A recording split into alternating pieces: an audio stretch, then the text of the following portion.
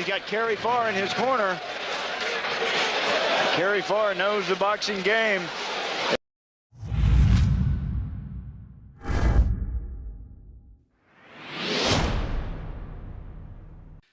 Hello, friends. I'm Kerry Farr. Welcome to In Your Corner. I've got a couple of dear friends with me here today, Valarie and John Collins. Welcome. Thank you. Thank you for having us. Yeah, and put that microphone up a little closer there, champ. Now, Valarie, you know, seemed like so many years ago, and it was. Your dad and I started working together in the boxing business in 1985. Okay. And we're talking about the Reverend Leroy Ozier. The one and only. The one and only. And he was a pastor, but he had boxed as a young man in Jackson, Tennessee, which is renowned for great boxers coming out of there. You know, your dad, Fuller, the Beard Brothers, and the one and only John Collins that's sitting here, National Police Athletic League champion back. What year was that, John? 80. You've been hit so much you can't even remember. I've gotten older now. I resemble that remark. I think it was in 84. 84? 83, 84. Yeah. Well, Valarie, you know, your dad and I traveled many miles together and actually slept in the same room when we go to these boxing matches. You know, the promoter would sometimes give us a room, or sometimes we have to take it out of our purse. So we get by as best we could, but we had a wonderful time together. And your dad was a wonderful Christian man, and I loved him like a brother. He loved you too. Yeah, and you know, and your family. And John, so your story is you were part of Rayford Collins' Jackson Boxing Club, Jackson, Tennessee. And I think they were so good. I can't remember, was it 1980 when NBC or somebody came down there and did a television program on the Jackson Boxing Club because you had so many champions out of that club? Yes, it was. They came down and did a story on the Jackson Boxing Club and Rayford Collins because we had so many of the top-ranked fighters in the country. Jackie Beard, Donald Bowers, Darrell Fuller, Danny Tidwell. Even Donald Bowers had a brother was a good boxer as well. And, you know, he never really got recognized. That's Michael, it was right? Michael Bowers. Yeah, he was tall and was like a light heavyweight. Yeah. Light heavyweight, Yeah, heavy. I remember Michael. And he was ranked in the top 10 in the country. He ascended to Nashville with Clint Jackson and fought out of Nashville for quite some time. You know, actually, after he retired, he came to my gym and sparred with a couple guys a couple of times later on in life. But yeah, Okay. Michael was a good guy, and he have you ever heard how he's doing? And I heard he's doing well. I heard he's retired and got on his motorcycle and traveling the world on a motorcycle. yeah, Going here and going there. So that's the last I heard. He's enjoying life. you know, and Donald Bowers has a tragic story. He was I think a two-time national champion in the amateurs, and then fought for, you know, Emmanuel Stewart out of the Kronk Gym in Detroit. You know, and I think he was about 25-2 or something like that when I managed his career for a short period of time, maybe a year, and I had him in with Sambou Calambay in Monte Carlo, the south of France, and that was the most beautiful place and the richest place, I think, in the world. Mm-hmm. And we were there, and he went the distance with Calambay, and Calambay won the world championship a couple fights after that, but he had actually beaten Calambay in the amateurs. And then I had him in with Rockin' Robin Blake, I think, at 156 pounds. Okay. For Russell Peltz in Philadelphia. Yeah, in Atlantic City. Well, no, this was in Philadelphia at the New Horizon. Okay. You know, I think we'd fought at Atlantic City another time. But Donald, no, it was. I've done got the guy's name completely wrong. The guy ended up being a world champion, too. I can't remember his name, but Donald was moving, and this guy hit him and knocked him off balance, and he fell into the ropes, and and got strung in the ropes with one arm in the rope on the top and one in the bottom. And this guy hit him 8 or 10 times, and they stopped the fight and called it a technical knockout. But they had to overturn the fight because he was caught in the ropes and he couldn't defend himself. But we found out that night that he was nearly blind in that one eye, so he was never able to box again. Right. And I was so heartbroken after that had happened. He and I rode to the hospital in an ambulance together. I said, man, Donald, I said, this sport is so bad. I'm going to get out of this sport. He said, Kerry, you can't get out. He said, you're one of the few good guys in it. Yeah. And he wound up with a detached retina. Yeah. And so, that ended his career. But Don had a great career, amateur career and professional career. And he was very inspirational in my career of encouraging me and teaching me and making me feel like that I could be as great as they were. Yeah.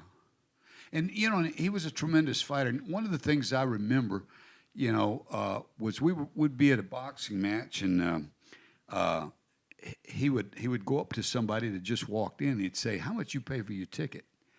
He said, well, I paid $25 for my ticket. He said, well, I'm going to give you $200 worth of entertainment. Would you pay me the difference?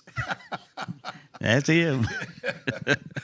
But, the sad thing was that, and he was a good guy that got on the wrong track. I mean, he knew about the Lord, but he started dealing drugs.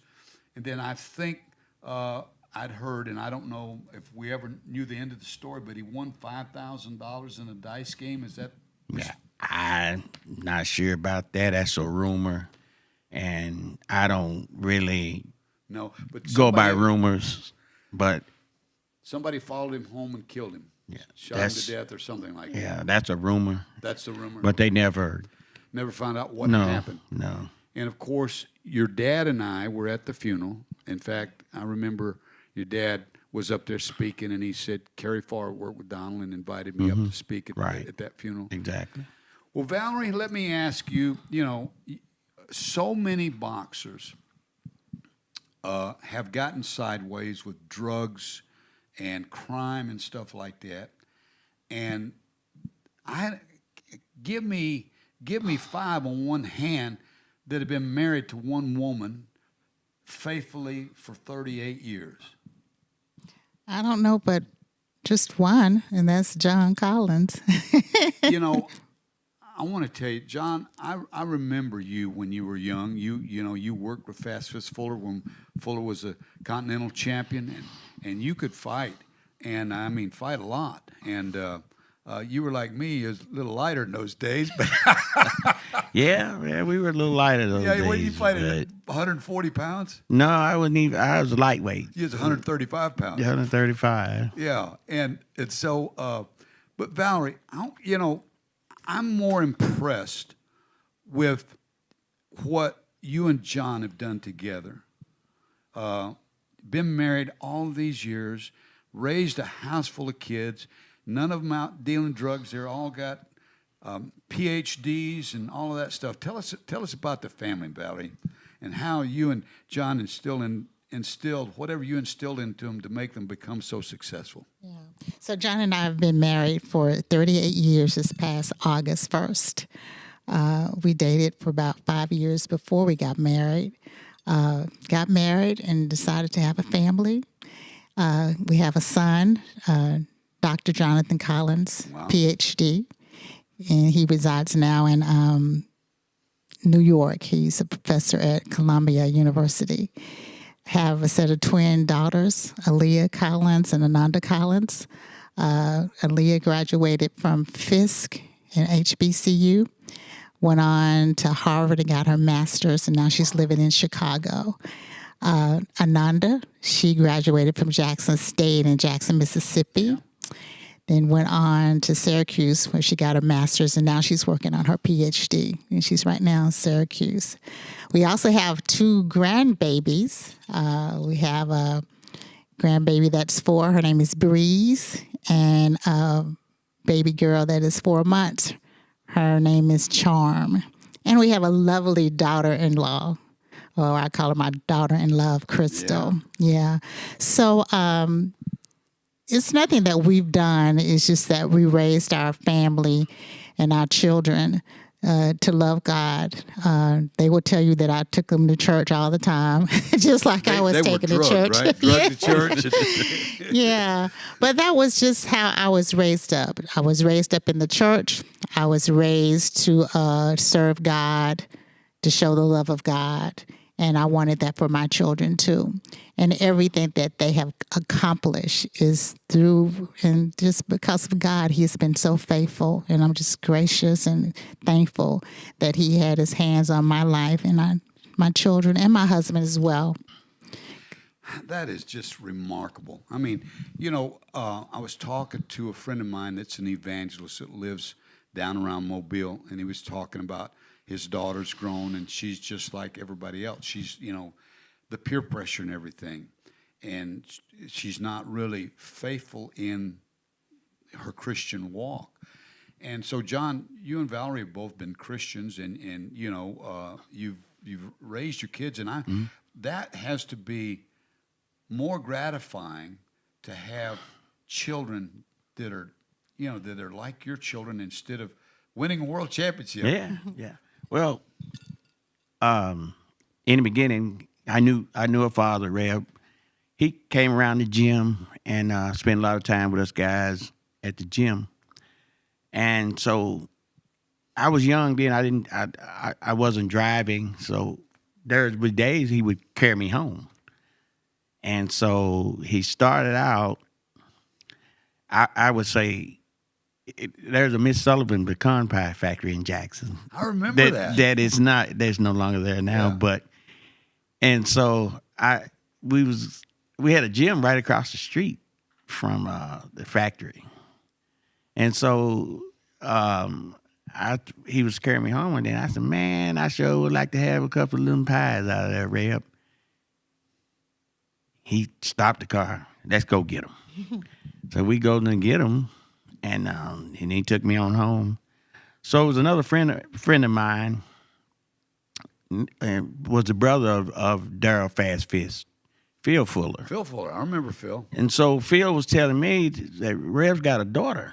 I said, what? I said, really? He said, yeah. So she was a sophomore, and I was like a senior. So I said, well, you got to show her to me. So we was at school. He showed her to me. I said, wow. I said, yeah, Rev, daughter looks good. So one day we decided to go over to their house. 18 Wild Leaf Cove, Yeah. Jackson, Tennessee. Been there so many times. I remember it like it was yesterday. And so we went there. And she has a sister as well, and her name was Lisa. So Phil was really wanting to date Valarie, and he said, well, you can date Lisa. So I was like, okay. So when we got over there, so I made the jump on Phil. Talk to Valarie first. Yeah. And he said, hey, man, that wasn't the way it's supposed to go. I said, hey, that's the way it went. Yeah. So That's the way it is in love and war, brother. Yeah. So we laughed, and so we began to talk. And so finally, I asked her, could I come over? So I came over. And so I think Reb had been to church or somewhere, and he came in, and I was sitting there. And he says, he looked at me and he says, oh, so all the time you was trying to get over to my daughter, huh? I knew you was up to something. And the rest of it was history. We've been together ever since. We've been in, and so So you guys were basically in love almost all of your life. Pretty much. Pretty much. Yeah. Since 1982? Yes. Years, yeah. I remember how old I was in 1982, and I was over in Memphis working with a professional fighter over there myself at that time. Yeah. But that is amazing, and so many people end up divorced today. How did you guys stay together? Well, I mean, you worked, you worked all of your life, and so many of the boxers. I won't name names, but they told me, said, "Man, we never thought about working. We thought we were going to be rich and famous in boxing." Yeah, I thought the same thing. Yeah. But I knew when it was over with that it didn't turn out the way I had planned it to turn, so I had to do something different. And I grew up. My mom was a single mother of 5. And all I did was see my mom was work. So I knew the only way you're going to have anything, you got to go to work. Yeah. And so I knew I had to work. And then I knew that my wife wasn't going to have a man that didn't work. And that's true. Yeah. But, you know. That's a biblical way. Yeah. It says if man don't work, don't eat. Yeah, that's right. And so, you've had a great life. Yeah, I mean, yeah. it's not like Right. You've flown around in private jets. None of us No, have. But no. but I mean, your standard of living has been as Yeah. good as some of the rich is, folks. yeah. You know. Yeah, and so, and I owe my wife all of the everything that you can call love, because I didn't want children. You wouldn't change that now, though, would No, you? no, brother? no. We had the conversation, about children, and she was saying how she wanted children, and so she said she wanted 3 children, and asked, "Well, how many you want?" I said, "Oh no, I don't want any children." I said, I saw my mama struggle with 5 of us by herself, and my dad didn't help her, and she was one of the strongest women I've ever seen. She raised 5 children, never got government aid, never got welfare, never got Boy, she was a child woman of support. character. Yeah. No child support. She worked and took care of us. And so I said, well, I seen the struggles my mom went through raising us, and I just didn't want to bring no kids in this world. But she didn't tell me that day, but she told me later on after she changed my mind for me that I'm gonna have to get rid of him then. I could have been gotten rid of. But she said something that, that has forever changed my life. Is she told me, you have the opportunity to change that. You can be the father to your children that your father wasn't to you. And I went, wow. She's right. You're right. I can be. You took care of yours. I did. Yes, he did. And so I was she gave me that opportunity to be able to change that. And that's why, young people should listen to other people, because just because you came up a certain way, you can break that chain. You can change that. You don't have to have the life that you came from. You can have a better life. And she was a Christian, and she was a believer, and I was a believer, because Rev, he baptized me. I joined his church. He's gonna be part of that family. He's gonna be part of that church, won't you, brother? That's right. And so, he kept encouraging me to come, and I just kind of, laugh it off. And so he'd see me and he'd say, did you go to Bedside Baptist again this morning? I said, yeah, yes, sir, I did. And so I got kind of, I guess, frustrated a little bit, because it was more embarrassing, because, he kept asking me every Sunday, because I would come over there after they got out of church. Yeah. So I said, well, let me try this out. So I start going. And you got to sit next to Valarie. Yeah. And then so I got to eat good Sunday dinner with him. First I wouldn't eat.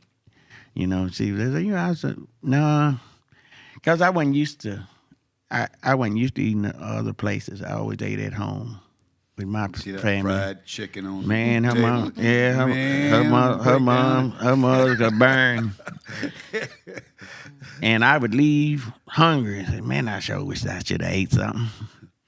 Then so I finally kind of got relaxed, and I started eating with them, and they welcomed me in as one of the, they treated me as one of their family members.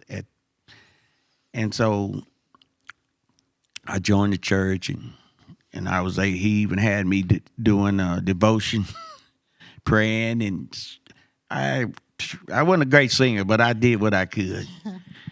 And so, Rev installed a lot of me in the Christian field. He taught me a lot, and he was always encouraging that God is able. Yeah. He's able, and He has blessed us, and we've worked together, and we've made a better life for ourselves and our children.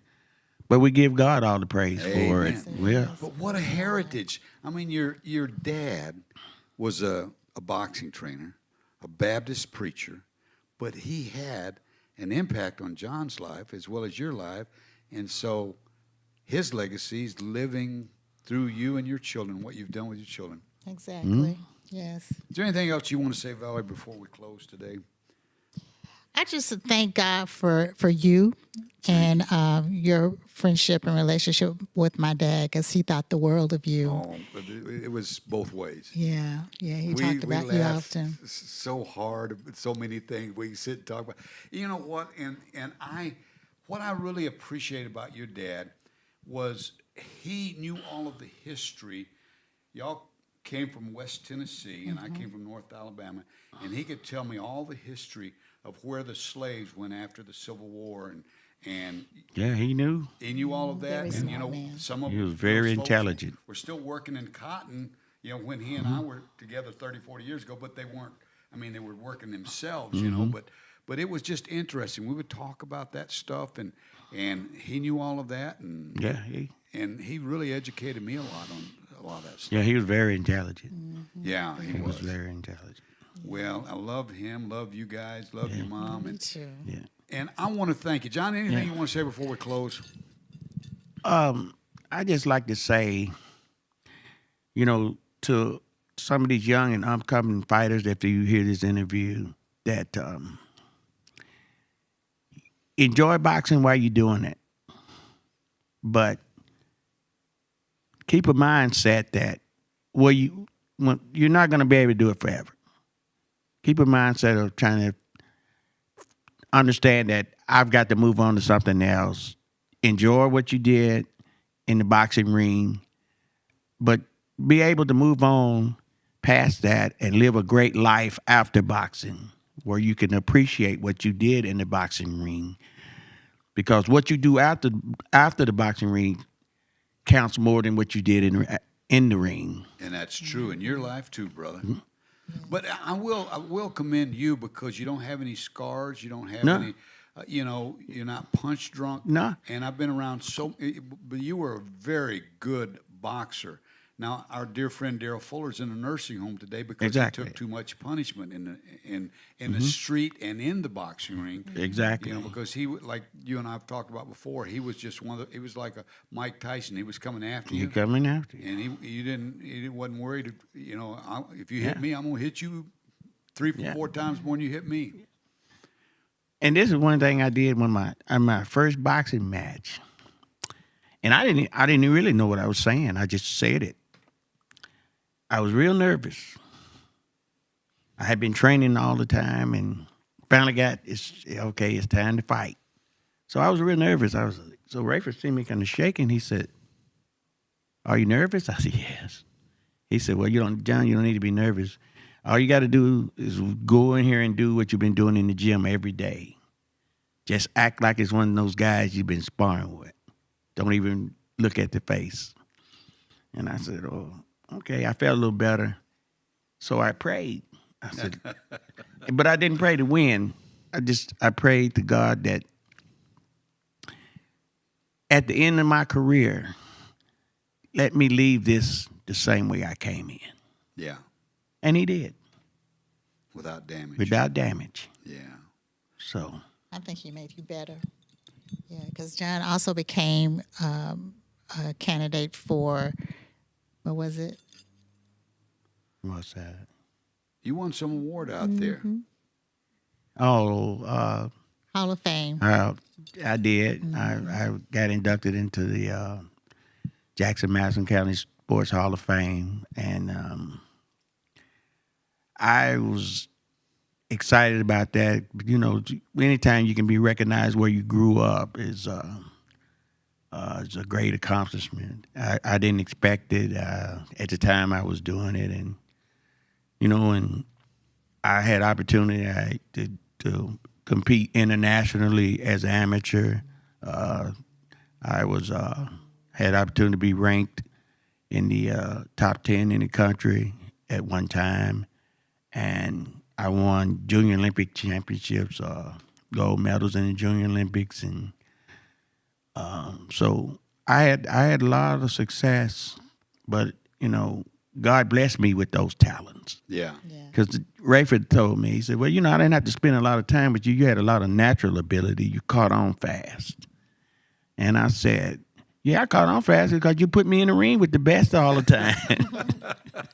And there were some good ones there, weren't there? Great ones. Yeah, you're right. Yeah, and because I mean, you're talking about Jackie Beard, who won the gold medal at the Olympic trials in 1980. Yeah. I was there the night he won it, and you know, and unfortunately, President Jimmy Carter wouldn't let our athletes go to the Olympics that year. Because he won the Pan Am gold. He Yeah. went to the Pan Am Games and won the gold medal in the Pan American Games. And Well, I was there in Atlanta that night and saw all of those guys.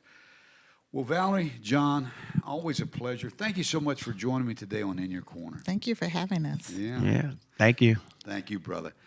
Friends, thank you for watching today. We'll look forward